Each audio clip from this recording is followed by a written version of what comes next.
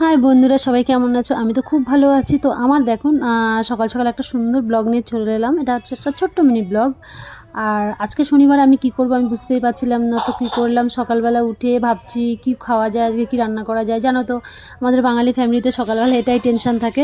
তো আমি ভেবে নিলাম চলো আজকে একটু কষা কষা আলুর দমই করা যাক। তো ঘরে ছোটো ছোটো আলু ছিল, আমি আলুগুলো একটু সুন্দর করে সিদ্ধ করে নিয়েছি। আর দেখো আলুগুলো এত সুন্দর সিদ্ধ হয়ে গেছে, আর এরকম ফ্রেশ করে সুন্দর করে আমি আলুর যে উপরে ছোকলাগুলো থাকে ওগুলো আমি সব করে নিয়েছি, বার করে নিয়েছি।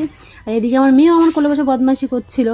তো কী করবো, বাচ্চা মানুষ এলে তোকে আর বলতে পারি না যে সোনা সরে যাও। আমি আবার ওর সঙ্গে একটু দুষ্টুমি করে নিলাম, বললাম নাও তুমি আলু খাও। কারণ হচ্ছে ও ঘুম থেকে উঠেছিল, তখন ওর মুডটাও খুব একটা ভালো ছিল না।